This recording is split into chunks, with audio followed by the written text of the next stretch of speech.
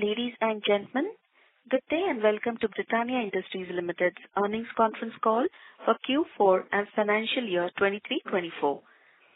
As a reminder, all participant lines will be in the listen-only mode, and there will be an opportunity for you to ask questions after the presentation concludes. Should you need assistance during the call, please signal an operator by pressing star, then 0 on your touchtone phone. Please note that this conference is being recorded. I now hand the conference over to Mr. Mayank Mundra from Investor Relations team. Thank you, and over to you. Thanks, Yashashree. Hello, everyone. This is Mayank from the Investor Relations team. I welcome you all to the Britania earnings call to discuss the financial results of Q4 and financial year 23-24. Joining us today on this earnings call is our Vice Chairman and Managing Director, Mr. Varun Berry, Executive Director and CEO, Mr. Rajneesh Singh Kohli, Executive Director and CFO, Mr. N. Venkatraman, Chief Commercial Officer, Sales and Replenishment, Mr. Vipin Kataria, and Chief Marketing Officer, Mr. Amit Doshi. The analyst presentation is uploaded on our website. Before I pass it on to Mr. Varun Berry, I would like to draw your attention to the safe harbor statement in the presentation. Over to Mr. Varun Berry with remarks on the performance. Good morning to all of you, and thanks for being on the call.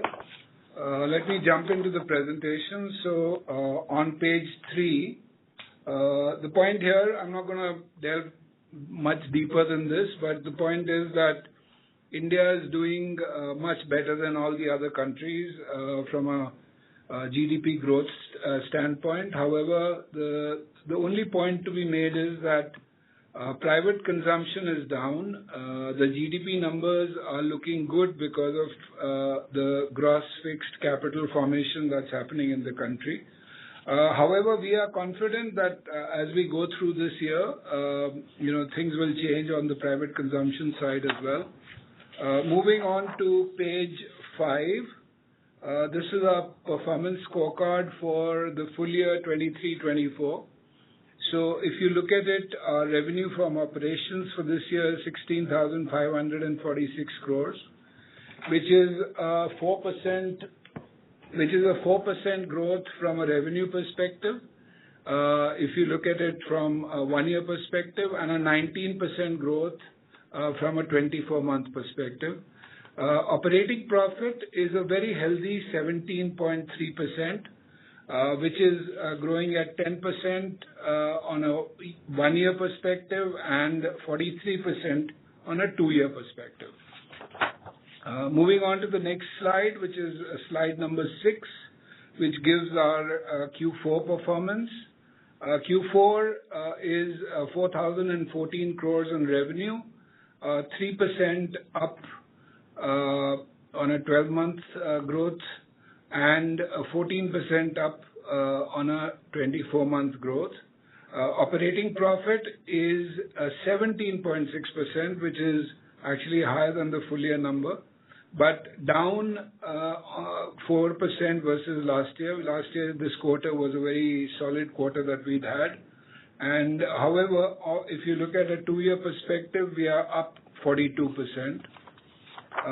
Moving on to the next slide, which is slide number 7.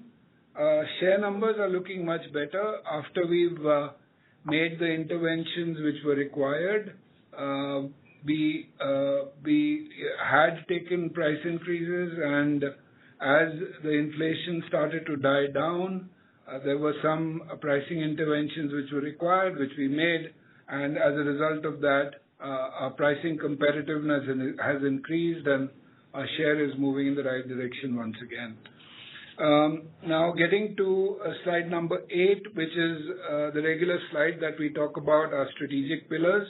So as you all know, the strategic pillars are distribution marketing, leading in innovation, building an adjacent business, cost efficiency, and sustainability to drive profitable growth. We consistently have been sticking to this framework, so I'll take you through one by one. Driving efficiencies in distribution. We've expanded direct distribution from March 23, we were at 26.8 lakh outlets. In March 24, we are at 27.9 lakh outlets. We've strengthened our rural distribution by going from 28,000 rural distributors to 30,000 rural distributors. Our focus states continue to grow faster than our overall growth. We are building heft in our focus Hindi states. Moving on to the next slide, which gives an idea of what are we doing to enhance capabilities in organized channels for better extraction. Organized channels are easy to get into. Everyone who gets into the food business first looks at organized channels, and hence if you give the right margins, etc., you'll be available for consumers to buy. So it has been very important for us to really up our game as far as organized channels are concerned. And if you look at on the right-hand side, which is the building blocks, basically what we've done is we are building a future-ready organization to compete with all of the startups. We are leveraging modern marketing methods, which is digital, social media, etc. We are, making sure that our innovation is showcased in all of these channels.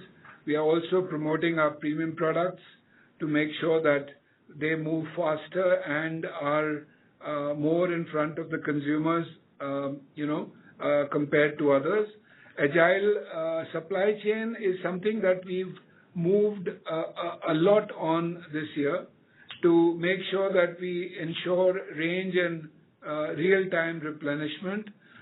We've also made our service levels go up pretty dramatically. Vipin, what is our service level this year versus last year? So our service levels have gone up by 15%. We are at north of 90%, which is best in class, both in modern trade as well as e-commerce. In some of the accounts, we have a service level which is in excess of 93%. So that has also led to a solid availability on these platforms, and we are focusing majorly on all the adjacent categories and new businesses. So that's what we've done in this area. However, I must say that we still have a long way to go, because this was one area where we had not put as much focus as we are putting in the last year. It's again, you got to remember that this is very easy to throw discounts and get some heft. So we will have to make sure that we make this into a very sustainable business. But if you look at the left side, we've seen decent growths on biscuits, better growths on the adjacency business, and solid growths on the new businesses that we've launched. So that is where we are as far as organized channels are concerned. Now, getting to the most important project that we have for this year, which is our route to market 2.0. Now, the objective is very clear. It's to unlock growth potential. It's to create bandwidth within the system to make sure that we are able to get more products to flow through our route to market. Now, it's obviously very critical that we leverage all the data that we have in the system, and we bring in a AI angle to make sure that we do this the right way. But let me talk you through this, because to my mind, this is very, very important. So what did we do in route to market 1.0? We split the salesman. This was done in 2014-15.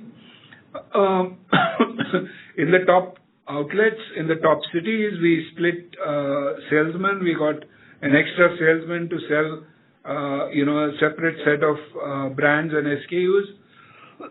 And that has been giving us pretty good results from then onwards. The objective of route to market 2.0, which is starting off, we've just kicked off the process, is to make sure that we multiply adjacent business revenues while continuing to grow our core and building it even further. So the points really are, we are trying to rewrite our outlet segmentation to focus on the high pot outlets. We will align a service architecture to service these high potential outlets, obviously by increasing the feet on street with a split portfolio. And this time we are not going to restrict ourselves to 2 salesmen. If there is a requirement in certain outlets for 3 salesmen, 4 salesmen, we will go, the way which will give us the best results. We are looking at upscaling our salesman capability as well, so that they have, in them to extract the right and more from these outlets. We are building a AI-enabled predictive ordering to make sure that we assist the salesmen in their sales efforts to drive range selling. We are also upgrading, the Salesforce automation or the handhelds that we have to aid quality selling. So the project has been kicked off. The pilot is planned for H2 of 24-25. It's going to take time. The total project is about 11-12 months, Vipin. Yeah. So it's a long project, but we want to do it very diligently and in a lot more detail than we did in the past. Okay, moving on to slide number 12, which is the marketing support. We have been providing tremendous marketing support to all our brands. Good Day, the TVC has been very well received. Marigold, we continue to do what we've done in the past, and we've got a TVC to not support just the brand, but also our support on the program which we have had for 5 years, Amit? Yes, we are in the 5th year, getting into the 5th year now. So just talk about that quickly. Yeah, so we started this journey 5 years back, and we saw a big change in how big changes in the society as far as women and homemakers are concerned. And there was a clear direction that they were wanting to step out of their homes and just tied up and start their own ventures and make an economic activity outside of just managing their homes. And this tied up very well with our brand's purpose, which is to enable women to do more and be more. We started off with a Britania Marigold My Startup Challenge, and for the last 4 editions, we've had almost 1 million plus entries every year. And over the last 4 years, we've funded 40 business ideas, out of which 28 have become a reality. And as Varun will touch upon in the next slide, we've now built on top of this to build a comprehensive digital ecosystem to support these women entrepreneurs through the year and through their journey. Thanks, Amit.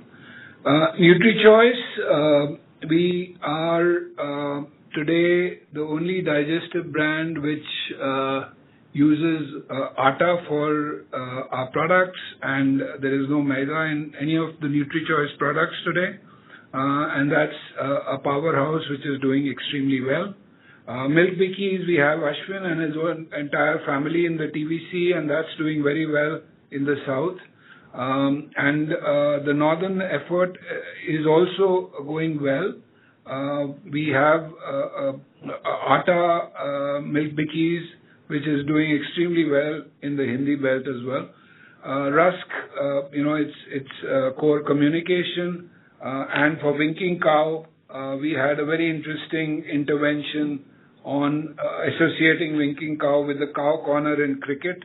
And our milkshakes are doing extremely well. It's the second summer with our PET, and we are seeing some very good volume numbers.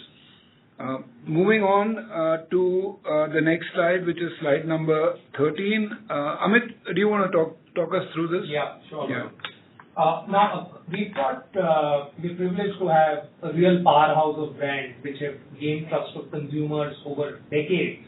And with as is true with every generation, one has to stay relevant. And that's really the intent of our modern marketing charter, which is to recruit consumers of the future build engagement around our products, and further deepen the brand purpose that we stood for so many years. Now, Good Day is a brand which is rich in its name itself, and it stands for small moments of joy and happiness in the day. We're building a deep program on social media to build relatable content for the Gen Z and to be a part of culture and to be a part of their everyday. We also ran a very popular activation in this quarter called the Bank of Small Wins, which received a lot of buzz and acclaim on social media.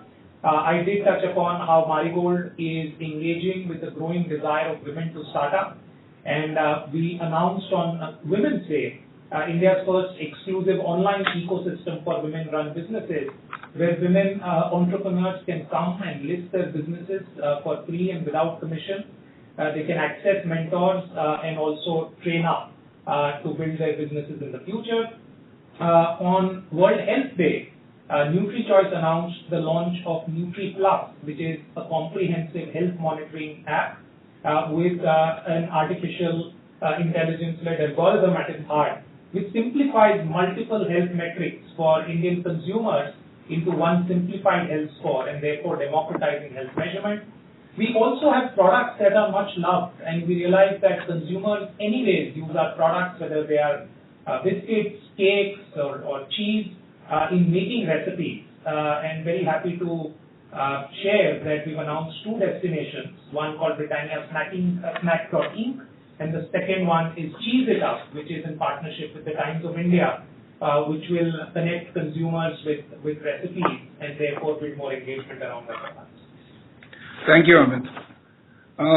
Also, on page 14, you will see that we've, as I said in the beginning, we've taken measured pricing actions to make sure that we stay competitive with our brands, and these are some of the brands where we've taken those actions. The next slide is about innovation. We've had some consistent performance with some of the innovation products that we put in the last year. So we did Jim Jam Pops, Treat. Treat is an interesting story. We were always a Me Too, so to say, to the largest cream brand. So we decided that we need to have an archetype which is unique. We had it in the fruit creams side of the business with a hole in the biscuit, and we did the same for our Choco Vanilla and our Choco Choco creams as well. And we've seen that with a distinct look and feel, this is giving us very good results. Similarly, 50/50 Golmaal continues to do very well. We've launched some new products as well. We've got the Fruit and Nut Good Day, which is for modern trade. We've got the Cake Rusk, and we've got the Bourbon Milkshake. All of these are at a revenue contribution of about 275 crores on an annualized basis. Our adjacent businesses, which is the next slide, have been doing well. Cake, the base formats did well in the traditional trade. The specialty products, we've leveraged e-com with very good sequential growths. Rusk has been a double-digit volume growth. We struggled for a bit after COVID, but we are back with a bang. Bread, the growth has been led by the healthy part of the portfolio with improved profitability. Cheese, we've had a good growth. We've got some very exciting products today. We've got the Laughing Cow portions, which is the round box that you must have seen. I think the potential for that product is a lot more than what we've been able to achieve. So we are hoping that this year we will see dramatic results. We've also commercialized our cheese factory in Ranjangaon, and we've started to now make the products and supply to the market as well. Are they in the market yet? It's just moving into the trade. It's just moving into the trade, and I must say that the quality of products is fantastic because the quality of milk that we are collecting from our farmers is just very, very good. Drinks, we are leveraging the ongoing summer with a very focused distribution drive, and we are capitalizing on established brands in bourbon to enhance brand awareness and encourage trials. Lassi, we've improved our product. We've also improved our value proposition. We are selling our lassi at rupees 20 now, and we've got one new contract packer in the east, and things seem to be moving in the right direction as far as our drinks are concerned. The international business has performed well this quarter as well as this year, and this is led by the GCC as well as Americas. Nepal has been a very consistent performance, albeit at a very small base, but the fact is that this is an experiment which we feel very proud of. We started the business with exports from India. We established ourselves. Then we built a factory there, and we've been able to build a very strong business in Nepal, and we are hoping that we'll be able to replicate this in more countries as we go forward.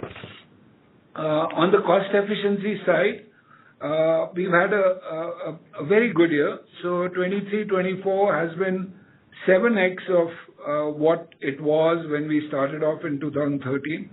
So it's very good to see that the management team has been taking this program really very strongly forward. And the components of this you're aware of. It's about the big components. There are many more smaller components, but the big ones are truck utilization, distance traveled by our products, market damages, renewable energy, which is a very big one, fuel consumption, and the line throughputs that we have in our plants. And we are making good progress in all of these. ESG, just to remind you, ESG, our construct, which is on the right-hand side, 4 strategic pillars: growth, governance, resource, and people. These 4 pillars are supported by 8 levers. These 8 levers are split into 26 programs, and these programs have very strong KPIs and targets for each one of us. We have a 3-year strategic plan in place for all of these KPIs, and the performance of KPIs is a part of the public disclosure and individual performance ratings for all our managers. Now, some of the achievements this year have been, we are in the top quartile as far as FMCG India is concerned. We have 2.3 lakh beneficiaries through our Britania Nutrition Foundation versus 1.98 in 21-22. We've been awarded the best employer for the 5th consecutive year in the Concentric Employer Study India, which was done in the last year. That's the first section. Second is we've been identified as one of the 1,000 leading listed ESG firms by Dun & Bradstreet, and we feel very proud of that. We've had a 33% reduction in water intensity compared to base year, which is 2019-20. And this is more relevant today because of the situation that exists in some of the states where water is becoming a real issue. We've completed ESG assessment for 453 out of our suppliers. We've launched a marketing campaign which is Har Pocket Dustbin on preventing littering in public spaces, and we've got a lot of love for that campaign. We've been awarded 3 accolades, 2 gold and 1 silver in the ESG category during the Scotch Awards in 2023. So with that, moving to the results, the cost and profitability results, which is on page 20, which gives the commodity situation. So flour and sugar have seen an inflation, but have been balanced by palm, laminates, and corrugated boxes. So the commodity situation has been softish this quarter. On page 21, Cost and profitability front, we continue to invest behind our brands and innovation.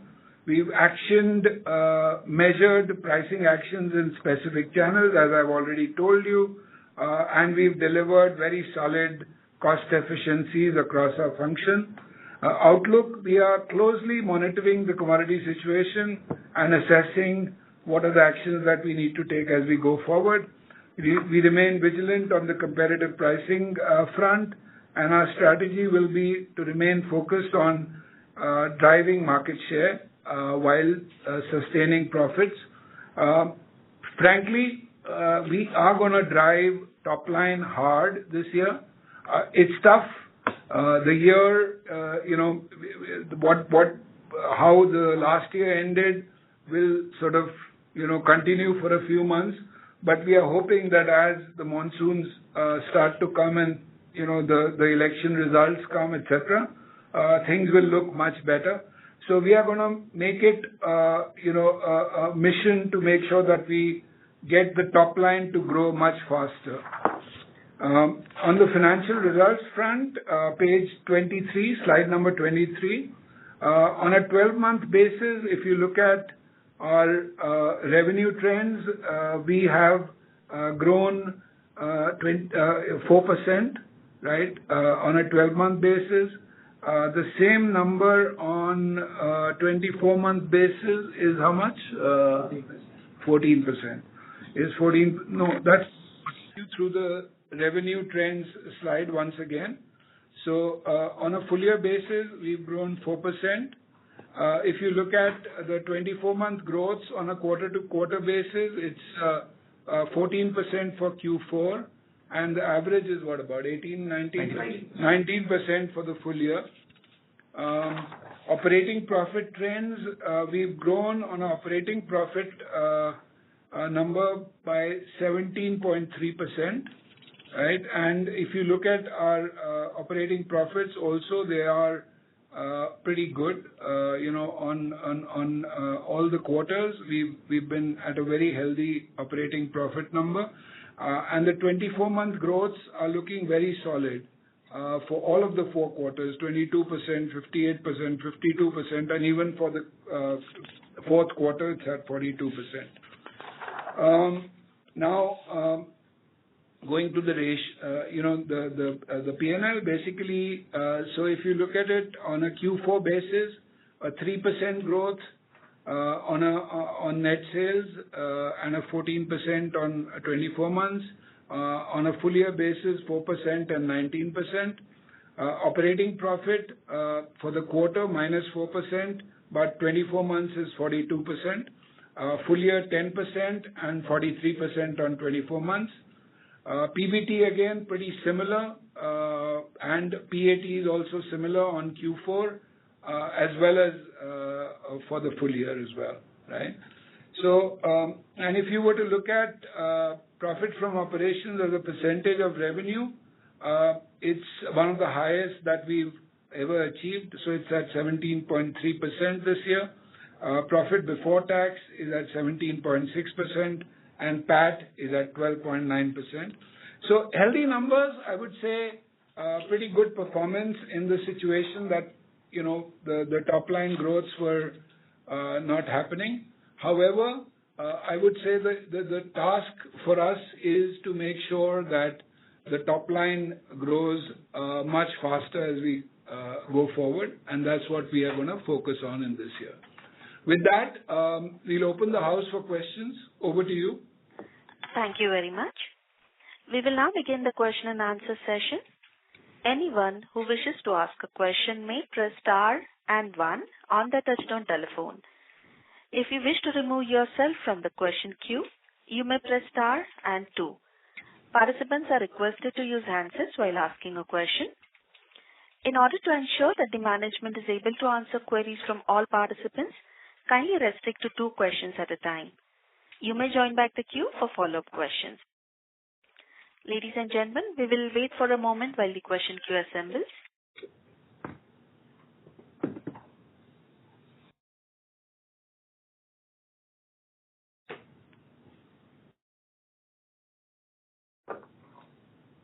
We'll take our first question from the line of Abneesh Roy from Nuvama. Please go ahead. Yeah, thanks. My first question is on your key raw material, wheat, and how you see pricing this year at the customer level. So currently, wheat crop collection is happening. I understand it seems better than last year, but wanted to get your sense on the full season. How do you see that? Second, related question is, you said top line driving it hard will be a key focus. Last 1 year, what I'm seeing is your volume growth is picking up every quarter, but the sales growth is limited because of the overall negative pricing at the effective level. If your commodity remains soft, how do you see overall pricing for the full year? Because if that doesn't pick up, the volume growth remains strong, but if the pricing isn't much, then the overall top line momentum will not change meaningfully. So wanted to understand that. So thanks, Abneesh. So Abneesh, when I say top line, I would say that our focus is going to be to make sure that we grow volumes. We have been growing volumes, and I think our outlook on this year is not deflationary. Our outlook on this year is slightly inflationary, which is a healthy inflation of 3% or thereabouts. The commodity situation, while the crop seems to be fine as far as wheat is concerned, the government holding has been reasonably low. So there is going to be government buying because of their programs. So I would think that the wheat outlook is slightly inflationary during the year. While till the elections, things will not move, but beyond the elections, I think it will be slightly inflationary.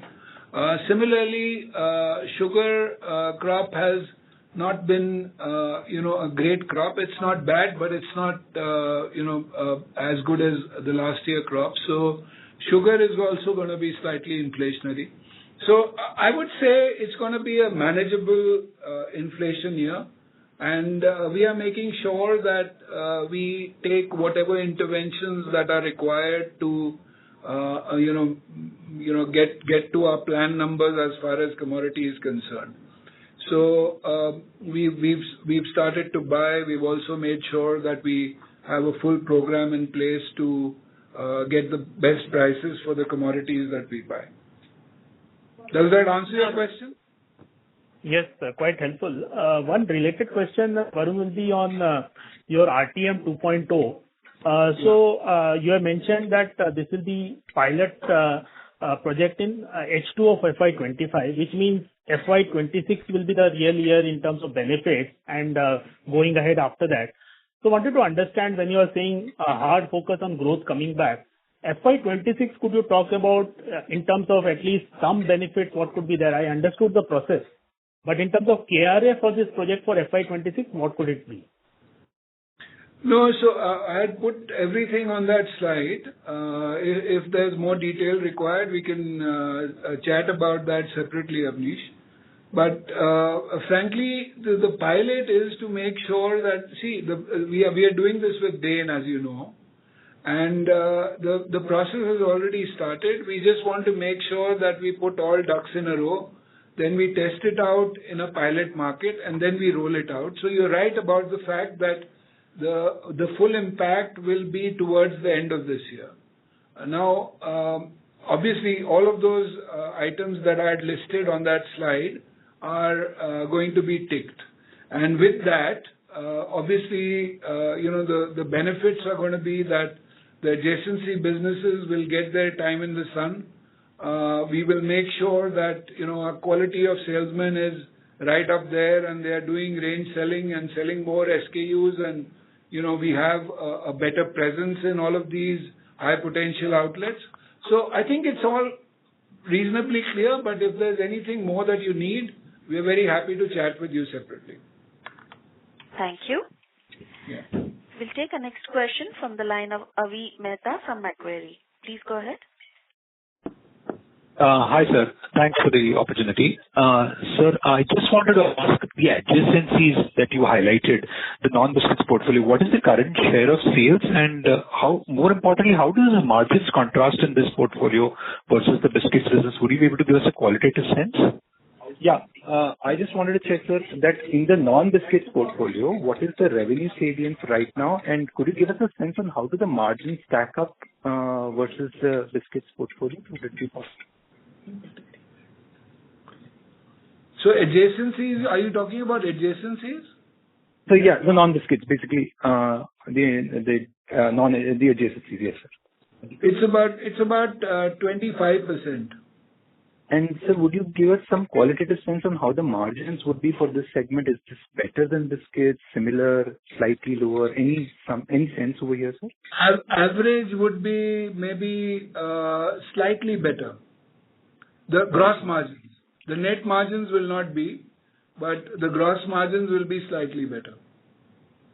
Got it, sir. And sir, just a bookkeeping question. Wanted to just understand, are there any one-off costs in the other expenses seen in this quarter? And so what was the volume growth was for the quarter? That's all from my side. There are very small. There's nothing worth mentioning as far as this quarter is concerned. There was, the advertising and sales expenses have been higher this month because we've not been supporting our brands as well as we should because of the inflationary environment that we went through.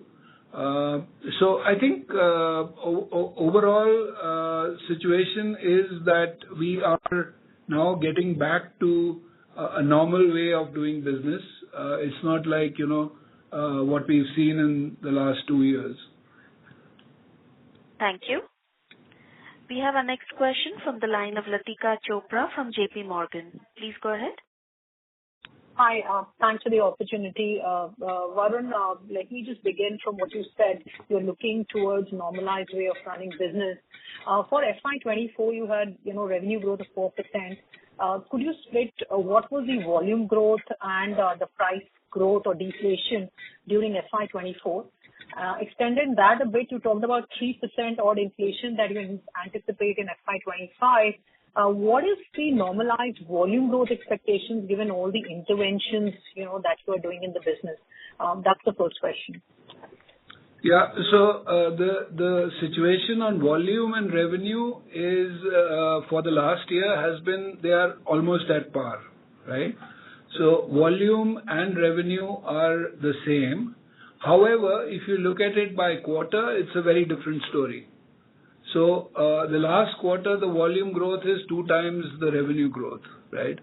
So I think the volume growth this year, we expect them to be quite solid. Obviously, barring the entry into the year, which is pretty similar to the year that's gone by, and post-election, post-monsoon, I would think that post-election, post-monsoon, we would be aiming towards a double-digit volume growth for sure. Understood. The second question was on margins. Your gross margins have continued to surprise despite price cuts. Wanted to understand what is the optimal margin expectations that we should build into next year. You ended FY24 with almost a gross margin of 42%, EBITDA margin of 19% for the domestic business. So do you think there is further upside on from these levels, considering, commodity prices are a bit benign? You talked about a bit of inflation coming back post-elections. And you also, alluded to need for more A&P, and plus investments in all the initiatives you're doing. So I know, how should we think about margin outlook, given there's a big focus on top line momentum? Would you give away some margins, or you think these are sustainable margins? Thank you. No, so the objective is not to give away margins, but to make sure that we spend the right amount in terms of innovation, in terms of brand building, in terms of all the projects that we are doing. So, we have this RTM project which we spoke about. We also have a replenishment project coming up to make sure that we make that more efficient. So I would say not a major change from what we've seen. Upsides, I would not expect upsides on this, but not a major change from where we are today. Thank you. Yeah. We'll take our next question from the line of Sheila Rathi from Morgan Stanley. Please go ahead. Thanks for taking my questions. Just a follow-on the margins question. Would it be fair to say that near term there could be some negative impact coming on margins, given, the RTM 2.0, which we would be initiating, which could have some upfront cost versus the cost savings which we could have in future years? Second part to this is, the NPD to sales number. Is that correct that 275 crores is the NPD number, which is, about 2% of the overall sales? This I would believe is much lower than where we want it to be. And third is, the focus around the adjacent portfolio. So, how should we think of margins on that aspect, especially, over the next 12 months or so? No, so our target for the entire set of MPDs is north of 3.5%. So this we've spoken about the NPDs that we put on that slide. So we will continue with that, target of 3.5% of overall revenue as far as, the NPDs are concerned. As far as margins are concerned, see, the way we look at it is that this year is a year of top line growth. And if it means taking a short-term hit on margins because of all the projects, because of all that we are doing, we will be willing to do that. But it's not going to be dramatically different from where we are at. So that's the objective really. To make sure that we are future ready, we have a very solid business model as we move ahead from here. And this benefits us in the future. And similarly on brands, we will make sure that we, spend the requisite amounts on our existing powerhouse brands as well as some of the new products that we are launching. So that's how we planned it. It's not going to be a dramatic change, but might be a slight change from where we are at, which obviously will come back in due course. Understood. And just a bookkeeping question, when you talked about the adjacent portfolio at 25%, where would dairy be right now, and where do you expect that to be, say, in the next 2 to 3 years? So dairy is, we have, as you know, we've taken a big punt on dairy. We've invested fairly large sums of money in creating a back end. And, we've also got a very strong partnership, which is the joint venture with Bell for cheese. So our expectations on dairy are big, right? I wouldn't say that we've achieved what we had planned for ourselves. We are short of that. But I'm confident that with, now our plant going on stream, we are producing really good quality products. Plus, Bell bringing in their expertise, their products. I don't know if you know, but, these portions that we have selling in the market are currently coming from Vietnam, from the Bell factory in Vietnam. Similarly, the sachets are also made in Vietnam.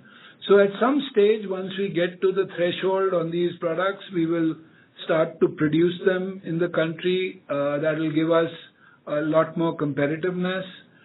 We are looking at a lot of innovations beyond that.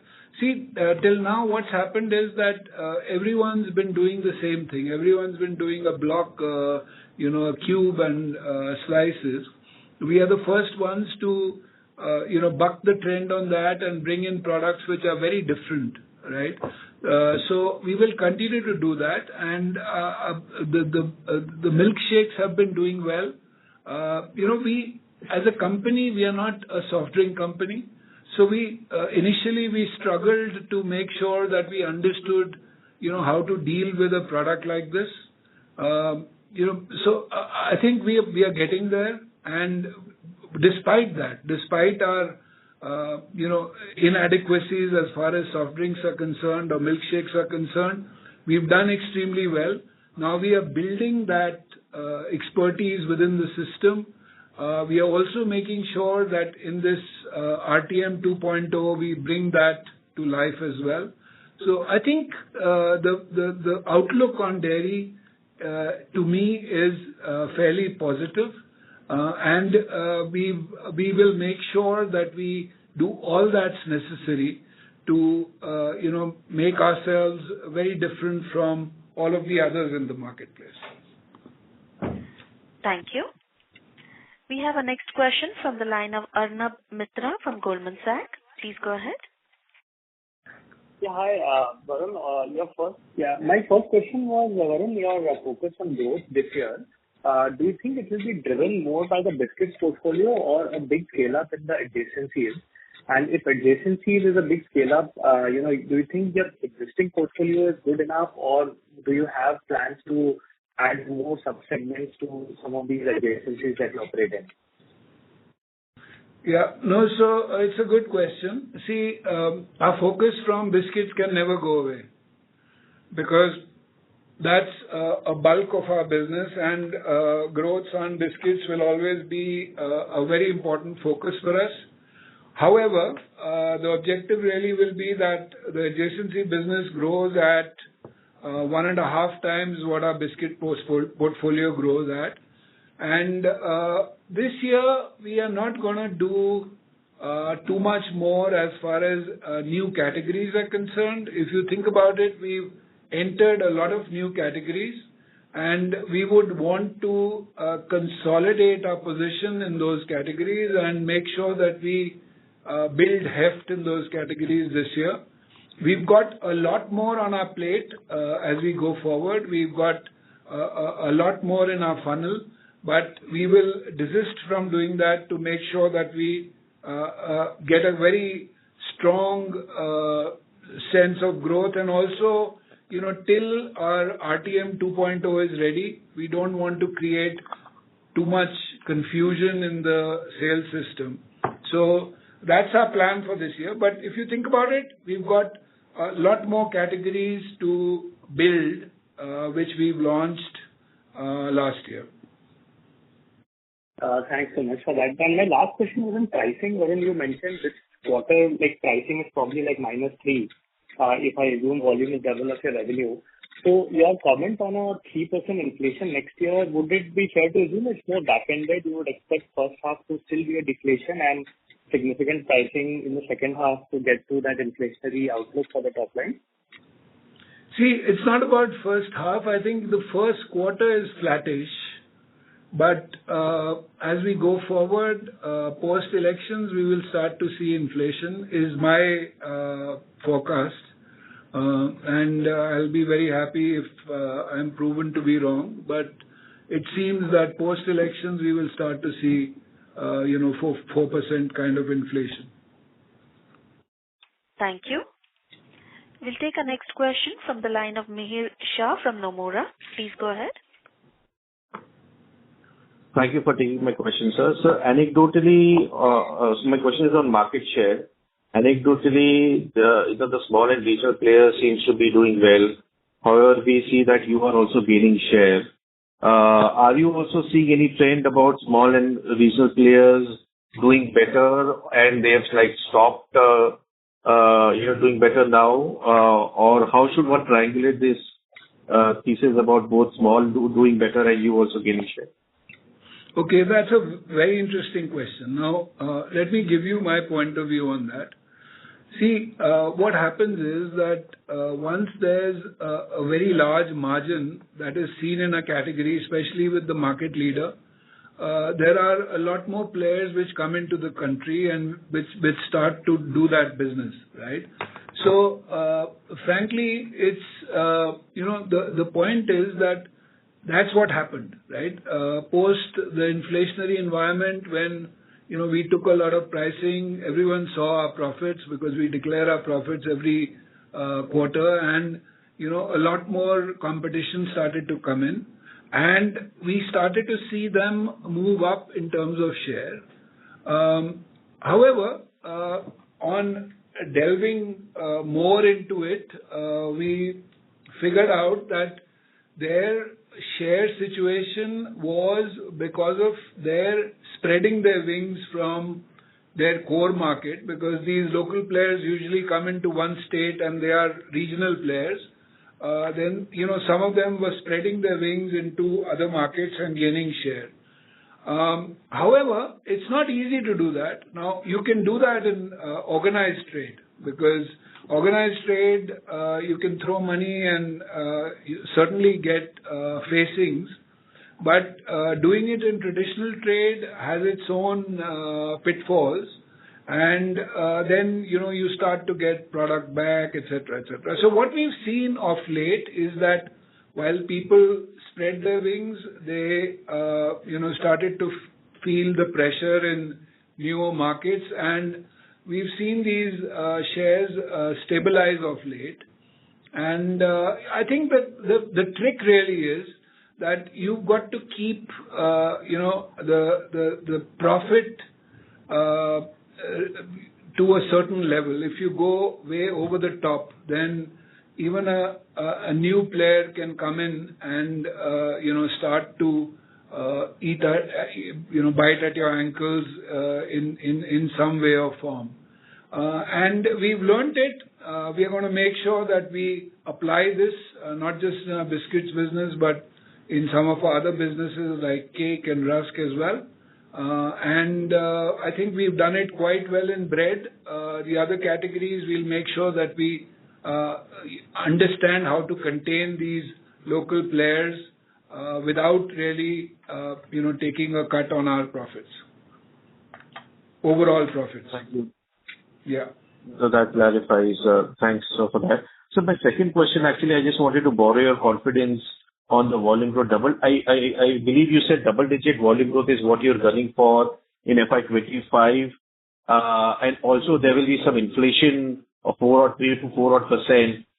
So how should one really again think about this, dichotomy again? With inflation will also be there, but will also lead to double-digit volume growth. Sorry, I missed that question completely. If there is going to be an inflation, how do you expect to grow double-digit volume? Yeah. No, so see, if you look at our base volume numbers, they are not great numbers.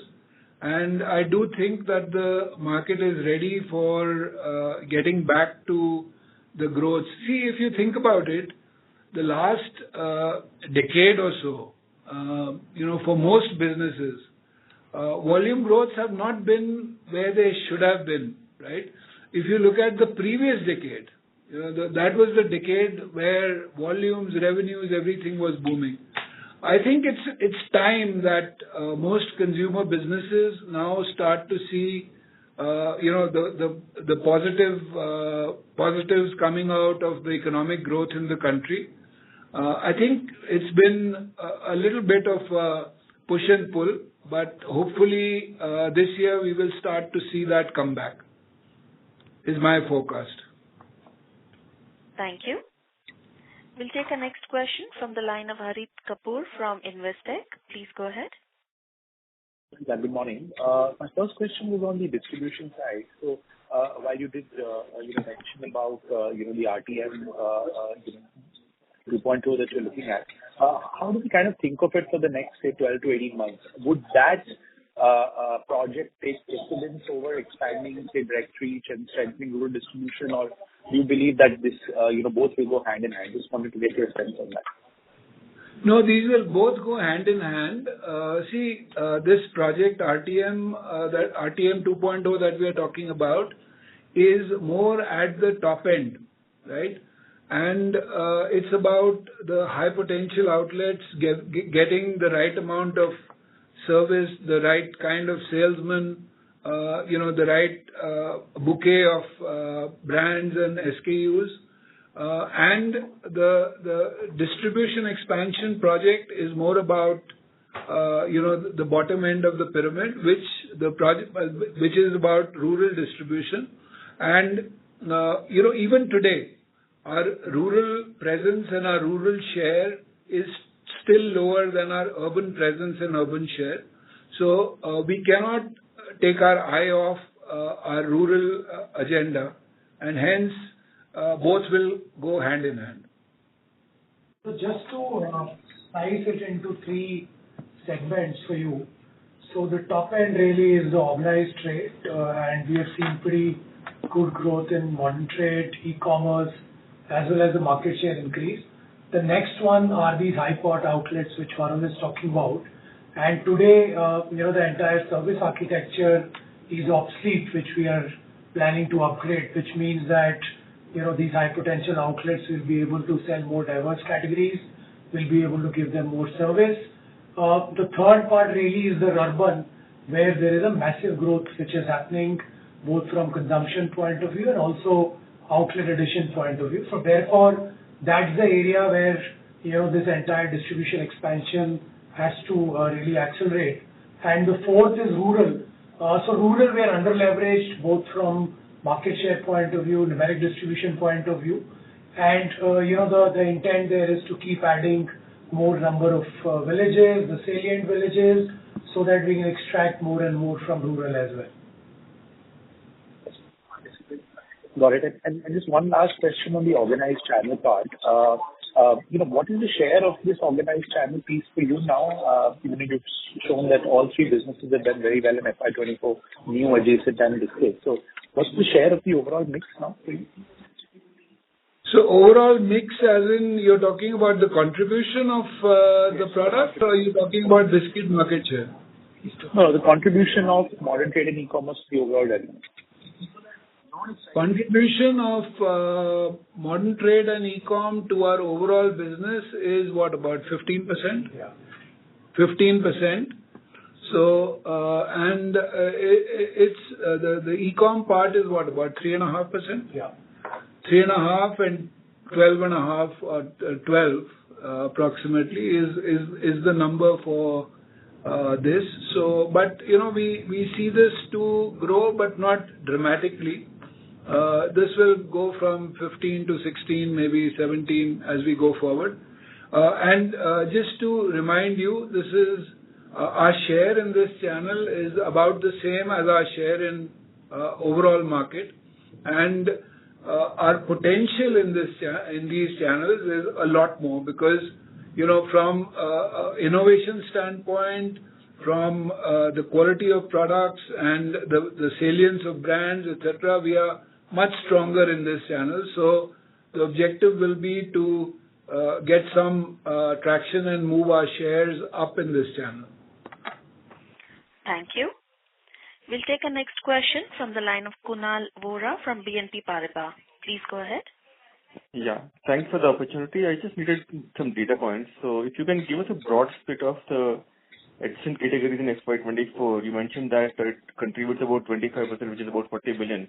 Can you talk about how large is individual products, cake, rusk, dairy, bread, croissant, if you can give us a broad breakup? So cake, rusk, dairy are about the same size. Cake, rusk, dairy, bread are about the same size. All four businesses are about the same size. And then we have the fledgling businesses, which is croissant, which is about what would that be as a percentage? About 0.7%. And we've got some other small businesses which are negligible really, because we've just started off the bars business, the makhana, etc. All of those are very, very small. So that's not worth mentioning. But the four businesses are about the same size. So you can just take, yeah. And international... Will all be like 9-10 billion? Like will be around 8 billion? You're talking in dollar terms? No, I mean like rupee terms. Huh? Cake, rusk, etc. will be what, like billion, 7 billion rupees? Billion, he's talking billions, okay. Yeah, about that much, yeah. You're right. Okay. Yeah. Thank you. Ladies and gentlemen, that was the last question for today. I now hand the conference over to Mr. Mayank Mundra for closing comments. Over to you. Thanks everyone for spending time with us on this call today. We look forward to interacting with you again. Thank you. On behalf of Britania Industries Limited, that concludes this conference. Thank you for joining us. You may now disconnect your lines.